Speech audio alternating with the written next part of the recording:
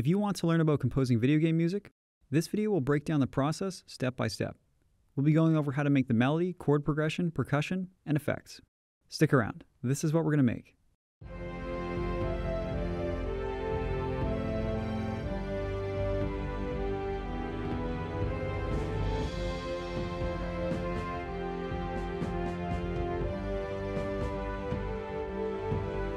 Hey everyone, Jake from Transverse Audio here. Following along as a beginner will be extremely easy, even if you don't have any orchestral plugins at all. The card on the top right will have a video on the best free instrument plugins that you can use. Now let's make some music. To get started, you might want to pick a scale to use for this composition. If you did want to find a list of major and minor scales, there is a free resource in the description below for you to use. As for me, I'll be sticking to a simple C major scale as it only uses white notes on the piano. This may make it easier for you to follow along with, if you're just starting out with composition. First, I'm just going to load up an instrument that will play a filling role to help write out a concept. This could be piano, strings, or whatever has a good range of pitch, and I'll just be improvising and playing around. What I'm looking for is an inspiring combination or pattern that I can then elaborate on in the piano roll. Now that I found something I like, I can draw it out in the piano roll and start building my score.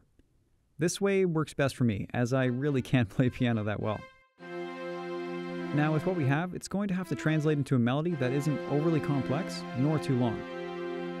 Usually I'll stick to a 4 to 8 bar loop, then duplicate it and change some of the notes around. Another thing you can do is make the ending lead into the beginning for better looping. During this process, I make sure to keep it in check with the original melody style by playing it from the beginning sometimes. An important part of making different patterns is sticking to the same scale across all of them. It may sound fine by itself, but as your song progresses, you might hear a few notes that sound a bit off. Sweet, now that we have a good concept of the main section, it can be easier to make the intro. To help build up excitement and lead into the main section, it's good to aim the direction of the notes towards where they will be at the beginning of the next pattern. Sometimes you might have to revise and cut back on a few notes to keep the flow consistent, and keeping the intro into a more minimal arrangement is better in some cases. Now we can add some thickness to our main section by dropping the lowest notes down an octave or two. This easily fills the frequency spectrum. This can help make our composition more immersive.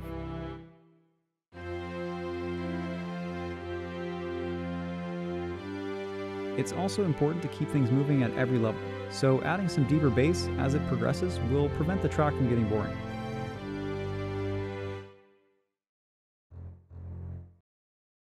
By using higher pitched instruments like flutes, some horns, and piano on the melody, the listener can focus on it easier as the human ear naturally pays more attention to higher pitches.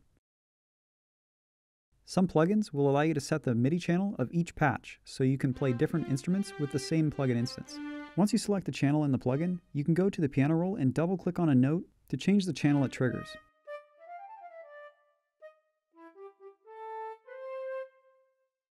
If you're composing on a different pattern, you can copy and paste the original notes over to a channel that doesn't produce audio to have ghost notes to reference. This will make it a lot easier to add instruments to existing patterns. With this additional layer, including some slight variations such as transition notes and articulation is a good way to build up the track.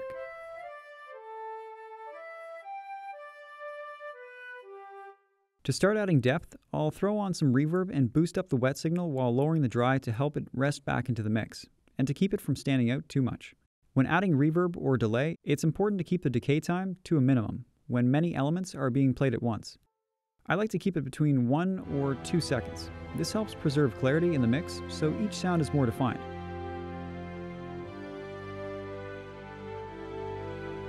Adding to the bass line is best done with some stringed instruments and brass like tuba and trombone.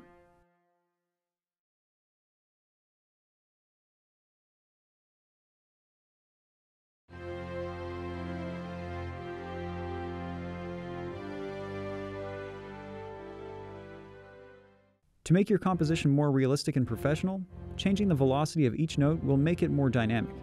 This is to be done with intent, but can also be slightly random to simulate imperfection. Use this technique to your advantage when trying to control the mood, energy, progressions, etc. Typically, you'll want to avoid using heavy percussion in the intro, if any at all. Setting the pace and building tension can be done really well with percussion. Generally, I will start with a kick drum or a similar kind of impact and simply audition various sounds until I find one that will fit well into the pattern. For this track, I'm going to use some Pay What You Want taiko drums. Don't worry, I'm not going to leave you hanging. Link is in the description below. There are many different patterns you can go for, but I'm just going to listen for some moments that could be amplified with some impact.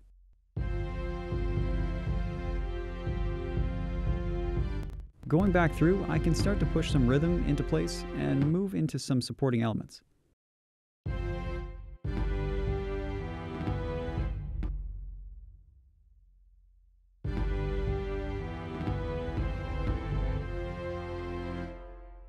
While writing out a pattern, it's critical to play it in context with the rest of the soundtrack.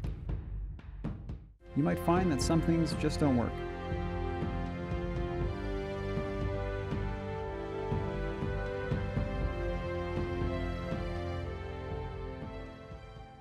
Finally, I'll throw in some transition percussion like cymbals and drum rolls, using a plugin included in the card I mentioned at the beginning, which is at the top right of the video if you missed it.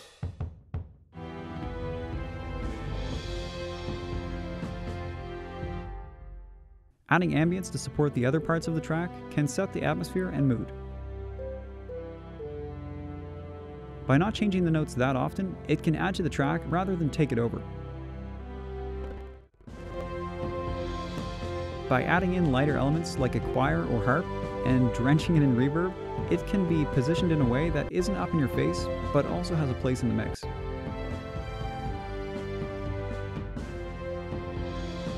Again, keeping an eye on the decay time.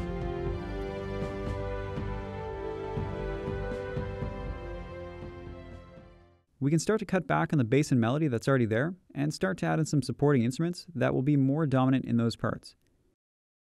Pressing Alt and X, or by going to Tools in the Option menu, and down to Scale Levels, will open a feature in FL Studio that can control the stereo width, tension, velocity multiplier, and the offset, which is what we'll use in this case. Moving the slider can help position selected notes, or all of the notes if nothing is selected. Doing this is going to give us some room for our new instruments. Some instruments may not translate that well to other notes, as they may be too high or too low.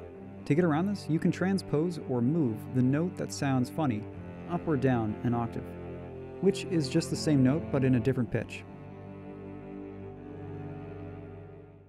Don't forget to keep setting those velocities either. As some final touches, I'll throw in some automation for the volume so I can keep things interesting as the song progresses. Depending on whether or not you fade in, you might want to fade the ending so it can loop back to the beginning more seamlessly. Now, there's another way to add automation, and that's through drawing it manually in the piano roll. This can give you more control over what's going on.